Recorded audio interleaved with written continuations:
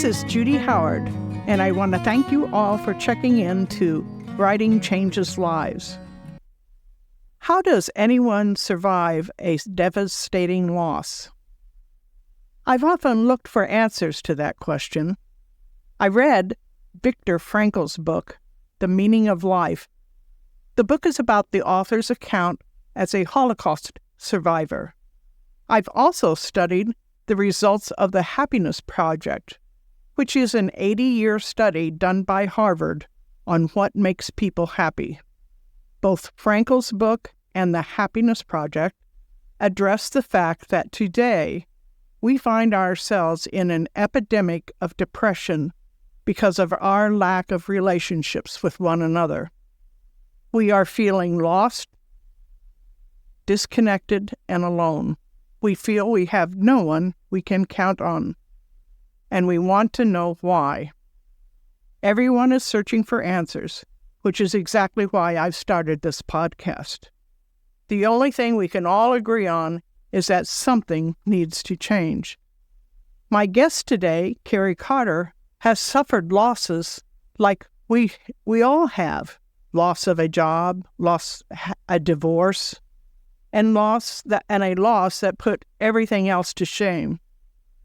Sooner or later, we all deal with loss, and always a loss that will knock us to our knees. For Kari, it was a total loss. It came with no warning. It was unending, resulting in homelessness and desperation. She was left with nothing, forcing her to be dependent on the mercy of strangers.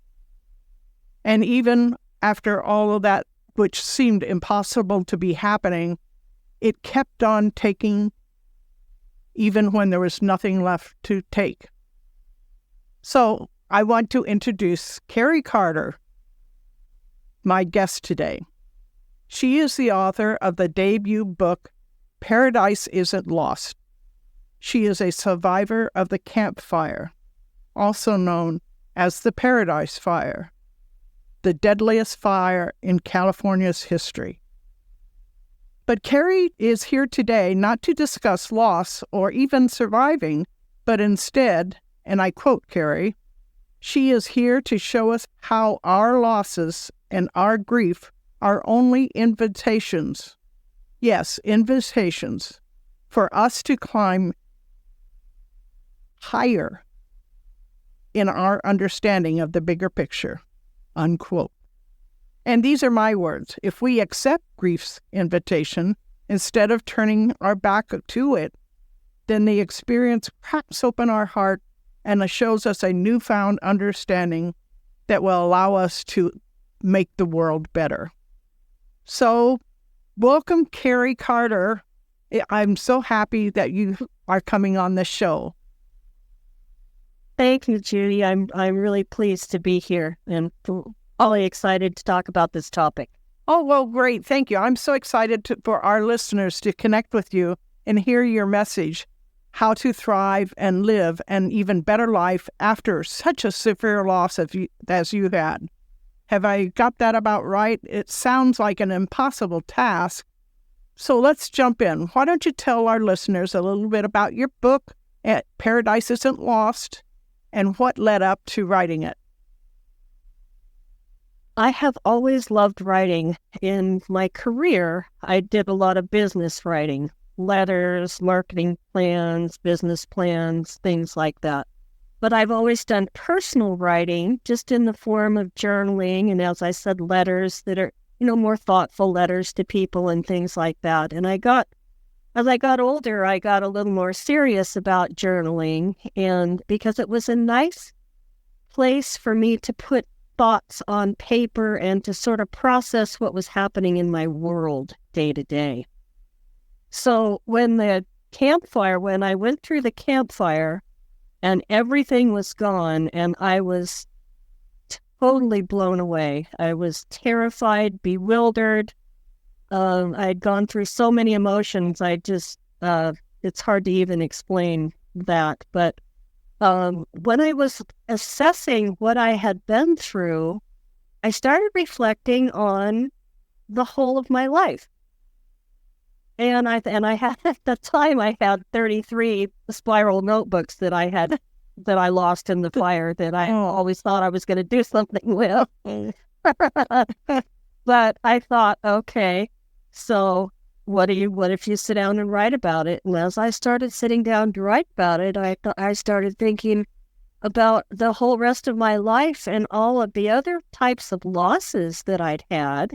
And, we can tend to think of loss as a death of someone, which it certainly can be, but it can be the death of a career. It can be that losing a home in other ways, a divorce, the death of pets. There's all kinds of losses that people experience that turns your world upside down. I wonder if sometimes, as you're thinking back, and as you were at that time thinking back on all this, do we discount? I think we have a tendency to discount some losses, and that's just what we say to ourselves. That's just what happened, or I was stupid. That's why that happened. But somehow I believe now, after reading your book, that there's no way to discount a loss like the campfire. Well, that's it. I had been through the deaths of my parents, and I had been through a divorce that was not nasty, but really difficult. And I had lost pets, and I had other relative close family members die, nephew that died by suicide. But the campfire, there was something that erased something different. It was the extent to which I felt exposed, reduced. I don't know what other words to qualify that with, but those kinds of words were almost indescribable. Yeah. Well, I believe that we are what we have. We are all of our outside things that we own, people we know, and when it's all gone, who it's like losing a job, only much worse because it's visible. You could walk into a store and nobody knows you lost your job, but everybody knew you had nothing now. And sometimes when we lose what I'll call one element in life, a job or a pet or a loved one or that kind of thing, we still have other familiar elements to hold on. Exactly. We have our memoirs. Yes. And I'm wondering, and this is like a tough question. I don't even know if there is an answer to it. But so do you think the most devastating part is the memories that you lost? I mean, and you still have the memories, so we can't ask the question that way. But the things that you had emotion attached to. I guess our conversation will probably jump around a little bit, so I'm going to go ahead and make this leap. Go on. I know I'm off script. I'm sorry. It's fine. I'm going to go ahead and make this leap. So, because my book culminates with the campfire and what I learned from it, but what it prepared me for was losses that I didn't expect, more losses that I didn't expect.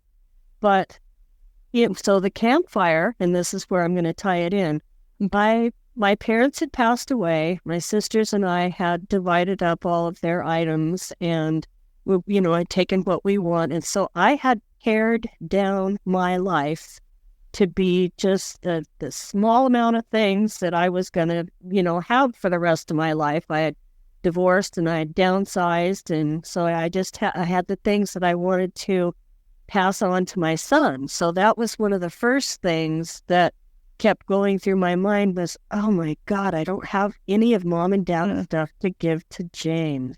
Fate got rid of all of it. Yes.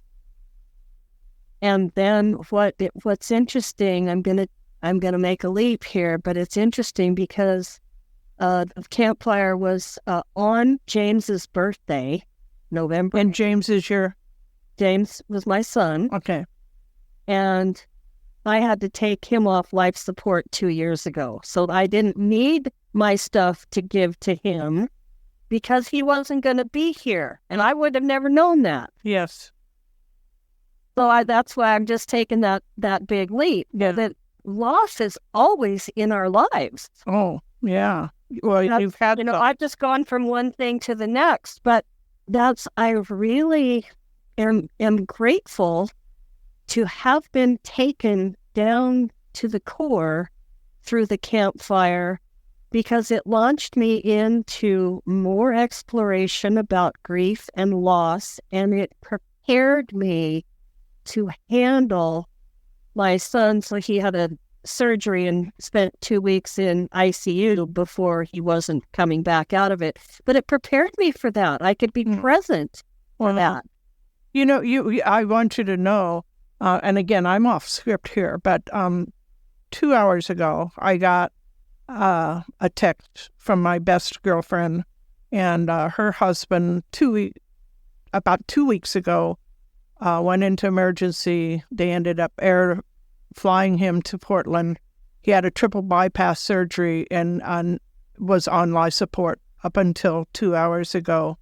And my friend had just texted me that he's gone. They had to unplug him. Yeah. And all through this, and this kind of relates to what you're saying, and I don't know if you were there when you were in this frame of mind when you had to do this for your son. But I've been there with my friend when talking with her during this time and telling her that the gifts that she's going to have when this is all done, and the revelations that she's going to have, and that doors open when other doors close. So I don't know. Tell us a little bit about that. It's all connected. It is all connected, and how I would talk about that for a moment is that we have different needs wherever we are in the process, from earlier on to moving through a process of loss. And so usually in the very beginning, we can't fathom gifts. We just are feeling sorrow. Yes. Yes. And so we're not really ready to embrace those next things. We can hear it, but our hearts can't go there. We cannot we have to move through each of these phases before we can unravel the next one. But as I was reading your book, and it's powerful, because I was one of those people who thought, I wrote a book about PTSD and our veterans, and before I wrote the book and did the research, I used to, on Veterans Day, I mean, I believe in our veterans, and I'm grateful for our veterans, and I appreciate what they do, that I can have the life that I have today because they've risked so much for us. And so on Veterans Day, I always, celebrated Veterans Day and thanked our veterans. And when I would hear about somebody like you who had lost everything, and there's certainly been plenty of fires lately for us to say, and here's what I would say: oh, that's so sad. I hope they had insurance, as if money would solve that problem. and I laughed today, because that's so juvenile, I guess. I don't know what the word is, but yes, and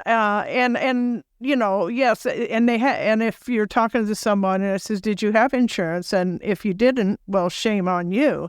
That was about the extent of how I felt about people in fires. And your book opened my eyes about what the experience is really like. And I was wondering if you could just go through a little bit of the process. I mean, and just to touch on it, it's like, okay, so you escaped the fire. I think you went to your cousin's. You were able to go there. But anyway, you were there, and I thought, well, now it's just a matter of, I don't know, getting on with life.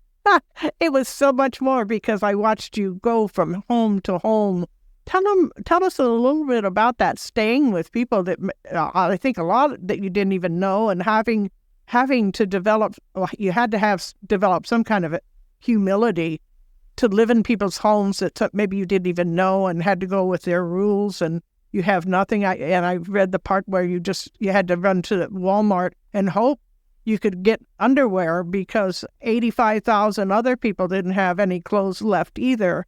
And so can you tell us a little bit about the steps as you kept going and going and going? I mean, and the insurance and the programs, everything. Just to touch on a little bit of that, could you please? Let me see if I can put that in an order that sort of makes sense. So the day of the fire, my cousin was in a meeting, and so I was in Paradise up on the hill. My cousin and her husband lived in Chico, and she was in a meeting, and she said, "Hey, we just stepped outside, and there's a big plume of smoke going on up there." And I said, "And how far is Chico from Paradise?" 10 miles. Okay, 10 miles. Okay, get it. So, yeah, and so I said, "Yeah, and the whole sky is getting dark." And she said, "Well, you're welcome to come to our house." And I said, "Thanks, I think we will." Me and my little dog. Okay. So I was gathering my neighbors, a couple of neighbors, older people that wanted to caravan down the hill. So we kind of did that so that we could stay together. I was giving one neighbor a ride to her husband's work, which was in Chico as well. Now, we hadn't had any notices to evacuate. Okay. At that point. And what was interesting about that is prior to that day, there had been an email and notice on my landline, a text message on my phone, my cell phone, and a voicemail message on my cell phone indicating that we might be losing power because of severe weather warnings. And I looked it up. I'm like, what does that mean? Well, in that case, it was wind. Same thing as in LA then, huh? Exactly. So 50-mile-an-hour winds. But again, you can have in any of these disasters, there's, you could have a tsunami in Brookings over there. So, right. There's just stuff happens. So, so I went down to my cousin's. So other people, so one of his daughters, her husband, their child, their daughter, her husband, their little baby, and her grandmother. So a group of 6 came down to stay in that household as well. And then another couple, and so everybody was on couches and in wherever they could be. Right.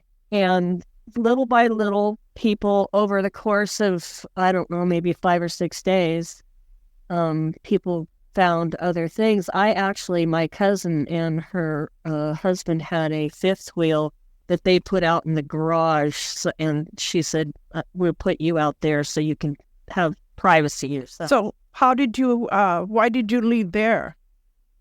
Well, so after a couple of weeks, I just felt uncomfortable. Okay, you didn't want to be a burden? A burden, but you could tell that people were really uncomfortable with everybody's distress. Yeah. And I wasn't walking around all stressed out, but if you see somebody that's lost everything, you go, "Oh my God, that could be me." And it just, anyway, all the emotional stuff, and the whole town was that way. You could go into any store, and the line of people that were there to purchase things were just like zombies. Myself included. Wow. Because you just numb from everything that's taking place. There's so much disorienting stuff going on. And for the people that my cousin and her husband actually ended up selling their home and moving out of the area. Yeah. So from there, because I can just remember several different places you going to, and I remember that you knew you could be there for, I don't know, a week or 2 weeks, and you had to find another place and hoped you would. And so I did. I found a gal that I had known before who was going to rent out some of her rooms for people to come stay. Mm-hmm. And so there were 1, 2, 3, 4, 5, 6 other people staying in this place, a little more out in the country. Well, And so, it just made me think of all the people that were doing that for you, for the survivors. I mean, I can't imagine inviting a bunch of people to my house. I think I would now. Now that I see that, I will in a situation. We were paying her. She was charging us, so that but she wanted, and for her she wanted the income, so it was. It served her there for a purpose, and everybody knew it wasn't going to be this permanent thing, because everybody was waiting on insurance things. Yeah. So I actually, from there, that was, I wanted to stay in the area because I wanted to continue to wrap up things. I went to Chico State and got my college transcripts, and I got other paperwork that I needed to get new car titles and just all those kinds of things. Yeah. So many things. Yeah. I can't imagine that. All those details. So I stuck around in that area for about 3 months. And then I actually went to stay at least with my ex-husband in Reno. And that I got affiliated with the Center for Spiritual Living over there, and that community, the spiritual community, was something that gave me that was like a turning point. It was a softer place to land, and people with that perspective, a higher perspective, created an environment where everybody else was just almost like repelled. Mm-hmm. These people were not. Yeah, were very welcoming, and they were talking about, the kinds of things that, we're talking about, and that's like being present where you are and paying attention to what's going on. And well, I think some people could, and I have another good friend who's also friends with a gal who just lost her husband, and she's saying, "Oh, but it's so bad for her to go through this," and I am of the other mindset is, yes, it's hard. It's not bad, but it's hard. And so some people can see past the event and know that, and they don't identify it as, maybe I don't identify it as bad. I just identify it as hard, and things happen, and it's a way of life. Life isn't easy, and so. These people gave you a perspective that maybe it isn't bad, it's just something I have to go through. It's something I have to go through, and to look at things like expectations and attachments and identities to things, and, the whole idea that when something shows up, who are you now? Mm-hmm. That's a big question. I know everybody listening, our listeners, would like to know. So somewhere along the line you started, I'm guessing that at each step of this way, especially when you landed with these people who could see past your pain and suffering, and get in, just because they didn't see it so bad, gave you hope that maybe it wasn't so bad. Well, I think that they did not discount the gravity. I would say that. They did not. I know that, yeah, and clarify that for the listeners, because, nobody's saying, oh, you just get over it. It's not just pull yourself up by your bootstraps. And I know it's something different. Explain that, please. Not at all. It is something that says, I see your pain and I'm here with you. Mm-hmm. That's what it is, the ability to meet somebody where they are. And that takes developing those skills yourself, because if you're afraid, it's like, if somebody's got the flu and you're going to get it, or, somebody's in pain and you're going to, what really happens is it stirs up your own pain, and most people don't want to feel that. Very, very well said. Very well said. there's a tribe, and I don't know what native tribe it is, but I, again, read this somewhere, that when someone has a terrible thing happen, and the story came from a man who had been, I think, a Marine in Afghanistan. So, but he was Native American, and so he was came back from the war, and he was damaged. He had PTSD. He was very damaged, and he said in their tribe, when somebody comes back damaged like that, whatever it is, they form a circle, and in the circle, the person who is damaged and feeling all this pain, they surround him in this circle, and he tells his story of what happened, all the horrors of what happened. And he tells the story, gets to tell the story 3 times. So on the 3rd time that he tells it, he tells the story with a different ending.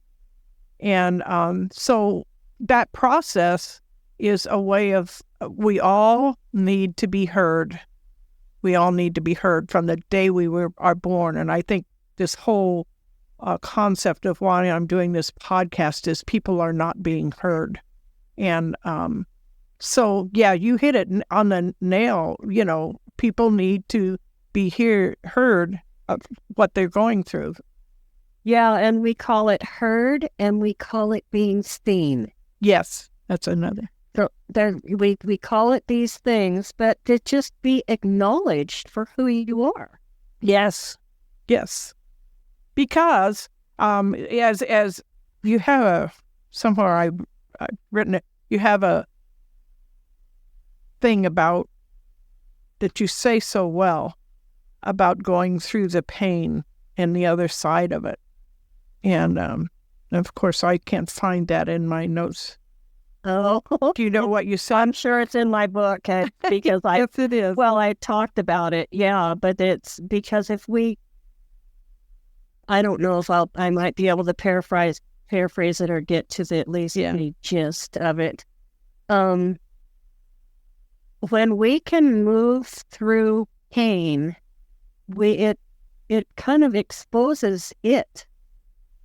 Yes. And then there are other elements that it's like it's a self-transformational thing when we look at it. If we look away from it, it's this ogre that's hiding behind a corner. Yes. Yep. And if we bring it out from behind the corner and say, okay, it's and I would not say that happens. That's like one huge step that somebody takes. It's little steps. Mm-hmm. Yes, tiny steps. Little steps to get there. And as you just mentioned a minute ago, that everybody's different and everybody has different capacities, different emotional makeups, different life experiences, different educations. There's all kinds of factors that go into how people react, respond, recover from loss. Yeah, it's complicated, but it's really simple, and I think it's just taking it one step at a time, staying in the present. And everybody wants simple answers. And you and I talked about this podcast, and to have a summary at the end, which I have not made a summary of the end. We do have plenty of time here, but the fact is, people want easy answers to how to deal with our anxiety and our depression and our pain. And I was wondering if you could add a little bit about it, because basically, I think we're talking about it. It's micro steps, one micro step at a time. And how does that happen? To realize the very first thing is to realize it is not what you call one and done. And in this day and age where we are texting, we're using acronyms, we just want to go snip it, check the box, move on. That's right. We want to do that with our feelings and these, and on top of that, society is loss avoiding. It's like, don't talk about how you're feeling about this. It doesn't matter so much. We're getting better. And I think the younger generation is getting more, I don't know how I want to say this, aware that that's really needed. They want to be heard. So they're going to go through it. And so I think that because of that, and then what has to happen is people that have the capacity to do the listening have to be there too. Yes. So for those that go through these processes and develop these skills to share themselves and share their wisdom and let other people hear it and have a safe place to feel, to start. Yes. To just begin. So my takeoff on that is, first, we have to be able to talk about what happened. And second, we have to talk about what happened with someone who can listen and be constructive in listening. And so many times people listen for what to say next. Yes. Or to say, oh, me too. I had one of those, blah, blah, blah. And you think, oh, for crying out loud, I was here. We just switched gears and I didn't get to finish my process, right? But we have to, it's listening is a skill. Mm-hmm. Yes. I guess I'm trying to dissect what it is when we go through a tragedy. Sometimes most people don't want to talk about it because sometimes we have a lot of guilt. We blame ourselves for being in a situation, and not necessarily a fire, but maybe a fire. I should never have moved it in the first place. Somebody told me not to move to Paradise, for some reason, or I should have done this sooner. And so they can't even talk about their loss because they are ashamed or feel guilty of why the loss even occurred. And like children, they always blame a divorce on themselves, that they caused it. So we have two problems as we sit here and talk about this, is that one, we have to be able to share a loss that we think it might be our fault. And until we look at this loss as not a bad thing, but a thing that just happened, and for us to just accept and learn from it. And that's the piece of walking into the pain and being willing to explore it and say, oh man, I'm suffering because I feel guilty. I feel like I could have done this or I should have done that. And truth be told, life has its own way of going. Yes, it does. Yeah. Like whatever, I'm not trying to make this a religious conversation, but for some people, this could be a religious conversation. But the truth of it is, life has its own way of going. Yes. I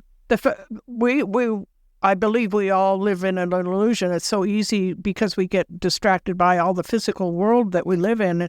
But we believe that we have some sort of control over what's happening. And if nothing else, perhaps, and it's not, again, there's so much bad press going on about the world today. Let's just put it that way. And I'm not even talking about politics or religion or anything else, but the bad press is we're having fires, we're having floods, we're having suicide has gone up. We've had all of these things happening that are just horrific, in my opinion, which again is one of the reasons I want to try to somehow make sense out of all of this, because but with each one of those, I wrote a book called The Grieving Gift, and my friend said, my God, how could there be any gift in the word combined with the word grieving? And again, that book was kind of like Paradise Isn't Lost. It was about the gifts we receive if we walk through the grief. and get to the other side of it. And maybe you could tell me, our listeners, a little bit about what you feel you have gained since going through all of this. I know your life and your attitude has to be totally different than it was before. I in some ways, I don't know who I am compared to that. Like you're somebody else, like you're so well. I have, my world has expanded to such a degree, and it was interesting to me when I was exposing pain, how it was like the more I looked into pain, the more of it I could hold. Mm-hmm.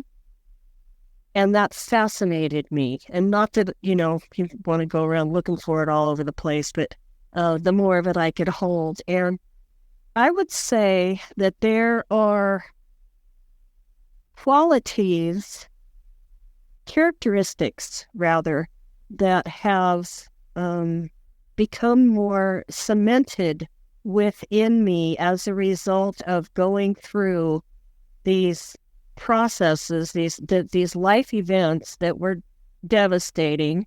And, among them are not letting my emotions control me, mm-hmm.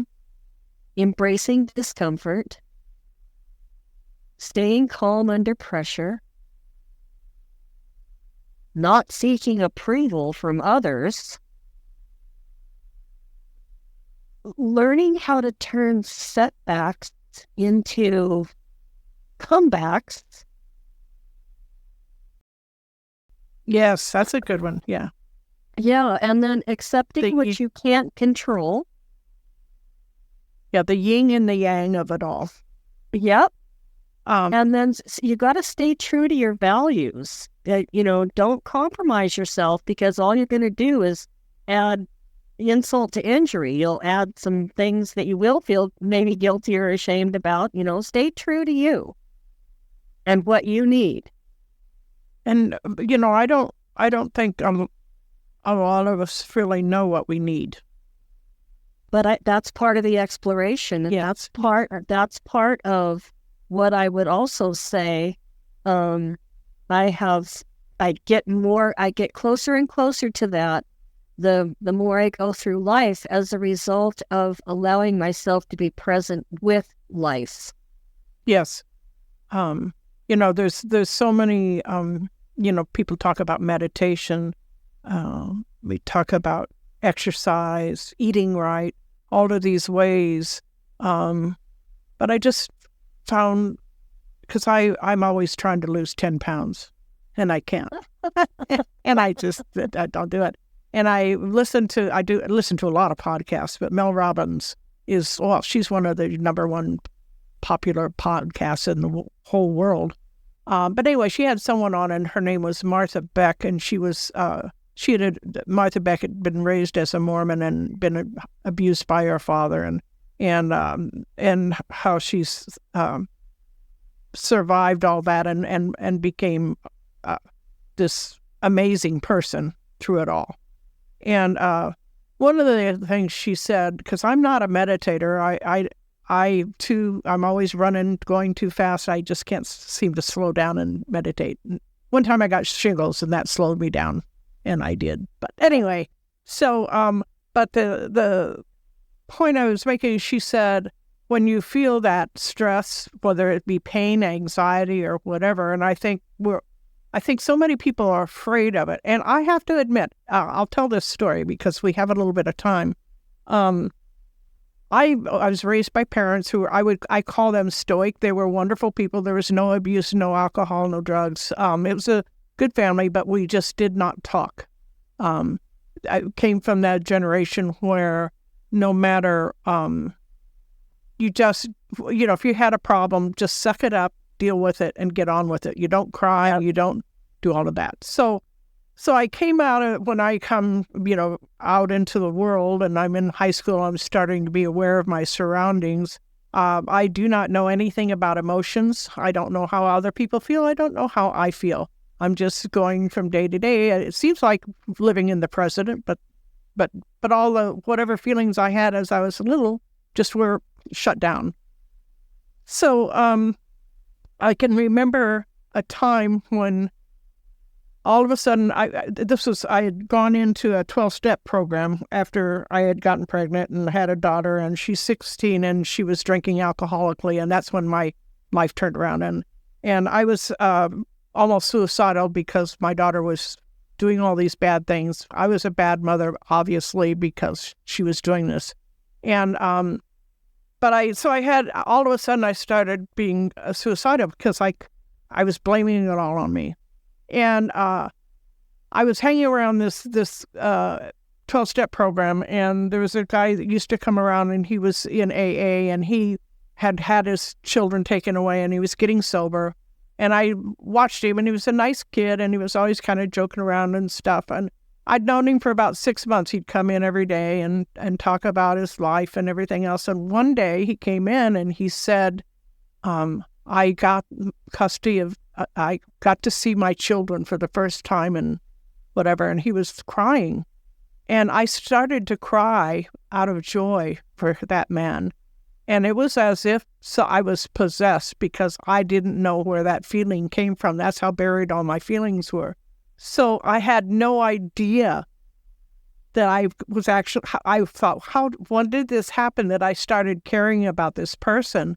And so I think we are all so closed off these days that we don't know what to do with all of these emotions. We're told we should always be happy, and we just don't know how to deal with them.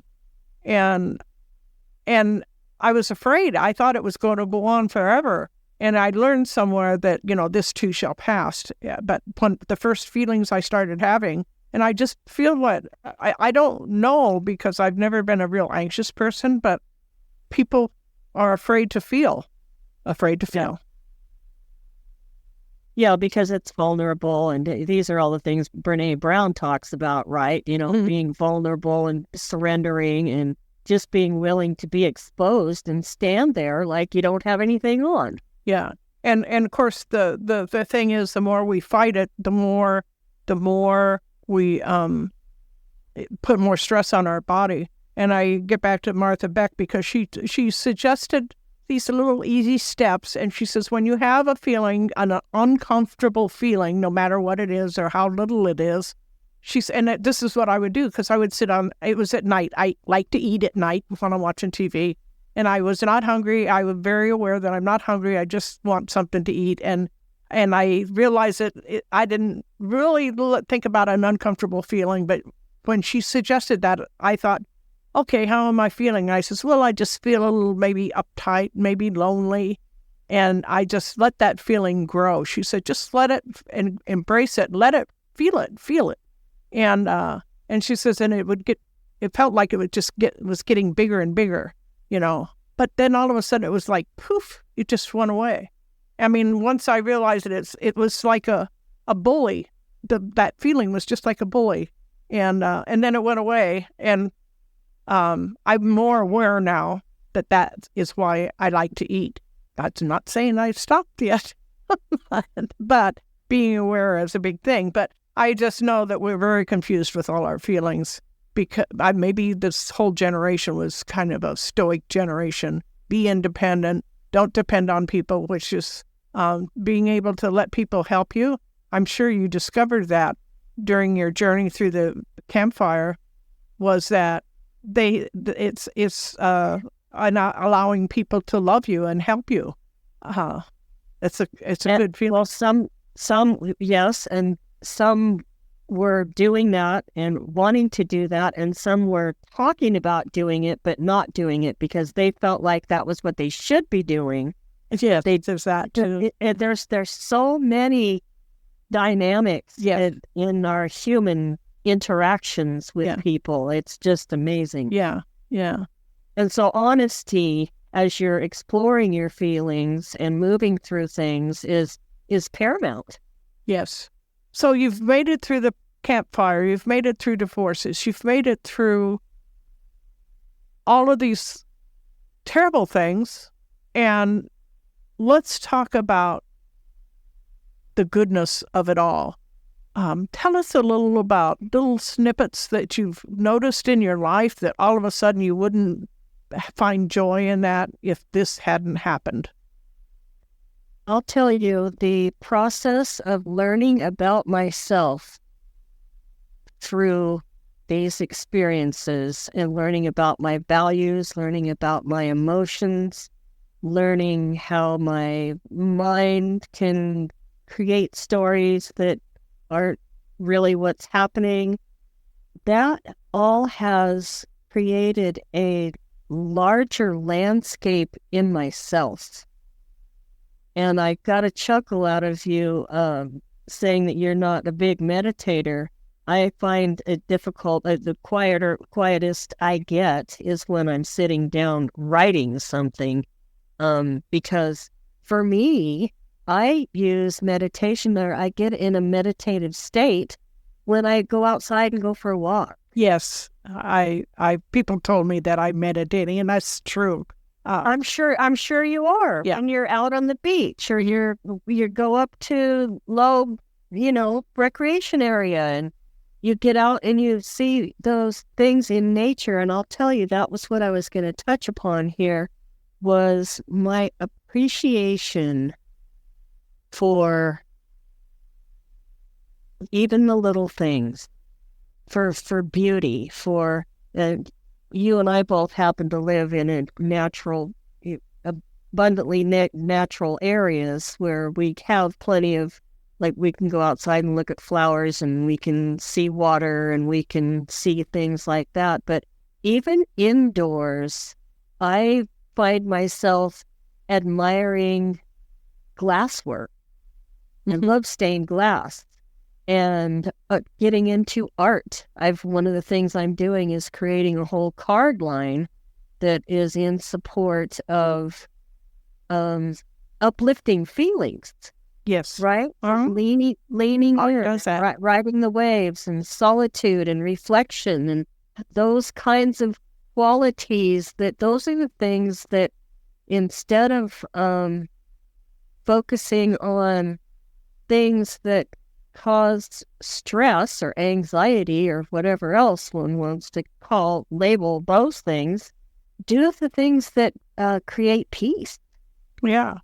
The inner peace. So basically you're saying you've learned to slow down and appreciate things more.